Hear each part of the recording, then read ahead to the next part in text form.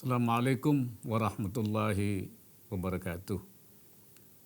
Bismillah walhamdulillah wassalatu wassalamu ala rasulillah wa ala alihi wa sahbihi wa mawala. Subhanaka la ilma lana illa ma 'allamtana innaka antal alimul hakim. Allahumma rzuqna al-ma'arif ar-rabbaniyah wal lataif ar-rahmaniyah wal ulum al-laduniyah wa ballighna rutbatal ihsan wa wahdatal syuhud. Alhamdulillahi rabbil alamin.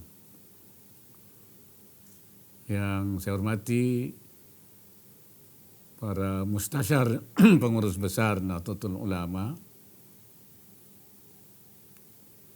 Rais Am, seluruh jajaran pengurus besar Syuriah Nahdlatul Ulama, Ketua Umum dan seluruh jajaran Tanfidiyah pengurus besar Nahdlatul Ulama, para Menteri Kabinet Indonesia Maju, Gubernur Jawa Timur, pengurus wilayah dan cabang NU di seluruh Indonesia, hadirin, nahdiyin dan nahdiyat yang berbahagia. Pertama-tama marilah kita panjatkan puji syukur kehadirat Allah Subhanahu wa Ta'ala atas segala limpahan berkah, rahmat dan karunia-Nya. Kita semua dapat hadir menyemarakan peringatan hari lahir Nahdlatul Ulama yang ke-99 yang kali ini mengambil tema menyongsong 100 tahun NU merawat jagat membangun peradaban.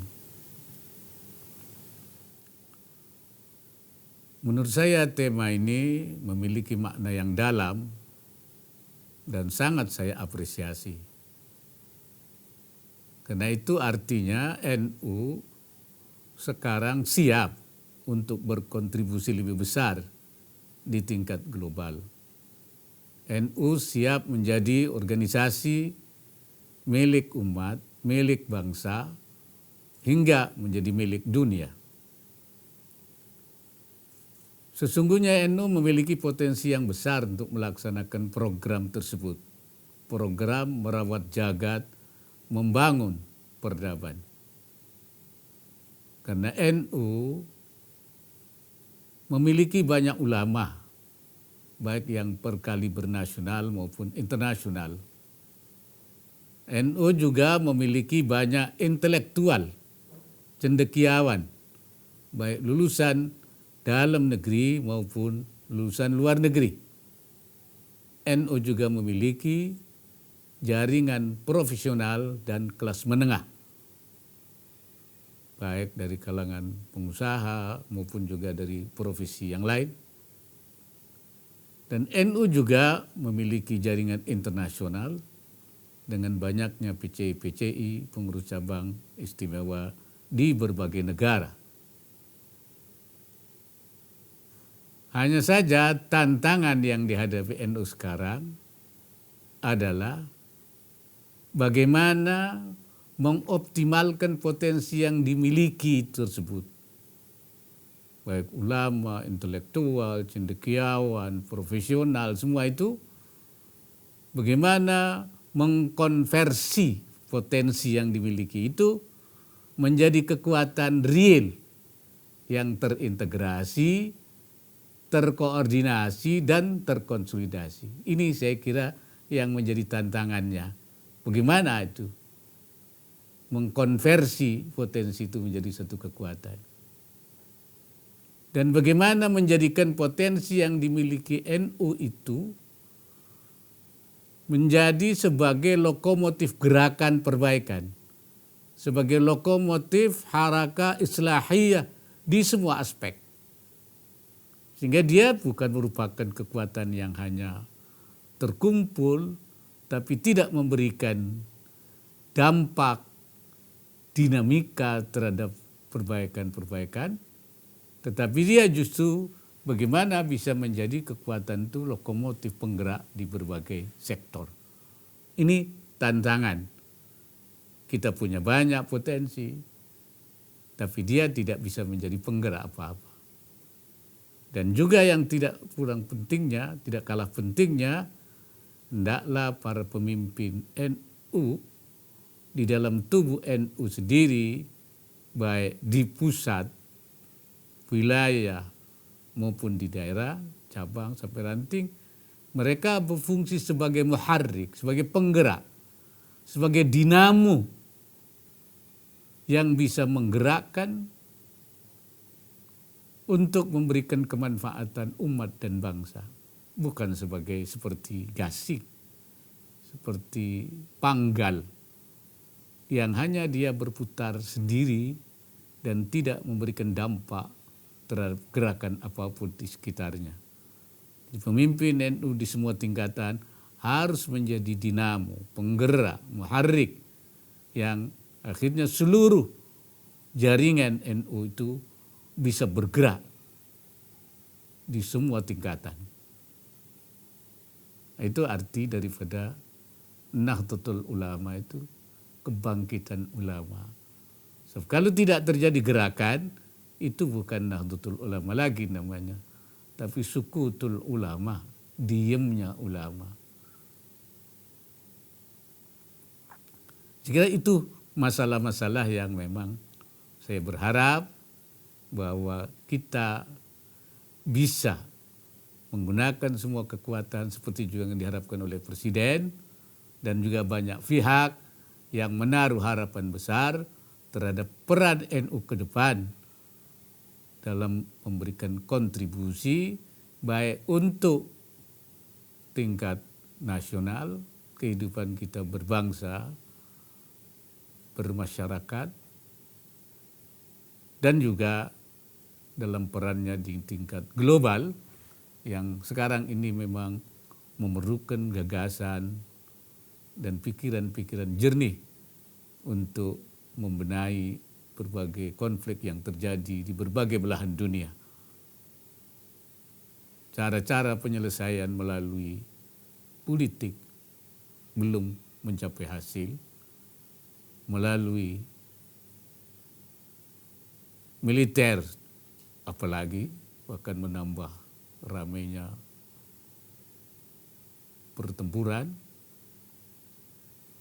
Mungkin adalah pendekatan kemanusiaan yang didasarkan oleh ukhuwah yang sudah kita miliki, yaitu ukhuwah wataniyah, ukhuwah islamiyah, ukhuwah wataniyah, dan ukhuwah insaniyah yang bisa menjadi model bagaimana bisa menyelesaikan, membangun dunia yang damai, membangun dunia yang baru, atau kalau istilahnya Bung Karno itu to build the world new, ya, membangun dunia yang baru, yang lebih damai, lebih sejahtera, lebih bersaudara. Di dalam semua kita yang kita lakukan, bagi NU ada satu hal yang kita tidak boleh lupa. Kita tidak boleh keluar dari khittah Nahdlatul Ulama, khittah Nahdliyah. Kita harus berada di dalam kerangka khittah Nahdliyah karena khittah adalah platform. Khittah adalah pijakan kita di dalam melakukan langkah-langkah dan gerakan. Di dalam melakukan al-khatwah wal harakah, itu adalah landasan kita, adalah khittah. Khittah Nahdlatul Ulama menurut pemahaman saya adalah khittahnya para ulama. Khittah para ulama adalah khittahnya para nabi. Khittahnya para nabi artinya adalah khittah nabawiyah. Khittah nabawiyah menurut pemahaman saya adalah khittah islahiyah, yaitu khittah perbaikan. Itu seperti dikatakan oleh Nabi Allah Syu'aib, in uridu illal islah mastata'tu wa ma taufiqi illa billah. Tidak ada yang kehendaki, tidak ada yang kita inginkan kecuali melakukan al-islah, perbaikan-perbaikan di semua aspek. Itulah sebabnya Maka Hadratus Syekh Hasyim Asy'ari menyatakan bahwa Nahdlatul Ulama adalah jam'iyatu islahin, organisasi perbaikan. Nahdlatul Ulama adalah harakatul ulama fi islahil ummah, gerakan ulama dalam memperbaiki umat, diniyatan wa ijtima'iyatan, baik menyangkut masalah keagamaan maupun masalah kemasyarakatan. Kemasyarakatan tentu menyangkut soal ekonomi, soal budaya, soal politik, dan semua aspek kemasyarakatannya. Nah, khittah inilah yang menjadi pedoman yang kemudian kita implementasikan dalam berbagai khatwah, langkah-langkah, berbagai harakah. Semua langkah yang kita lakukan harus tidak keluar dari khittah. Maka khittahnya adalah islahiyah, khatwahnya dan harakahnya juga adalah khatwah islahiyah. Perbaikan. Tidak untuk yang lain-lain.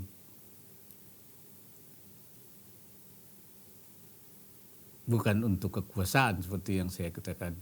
Sebab urusan kekuasaan adalah itu khatwah rabbaniyah, itu urusan Allah. Allah yang memberi kekuasaan. Tu'til mulka man tasya wa tanzi'ul mulka man tasya. Kau yang memberikan kekuasaan pada yang kau. Bukan juga untuk izzah, mencari kemuliaan.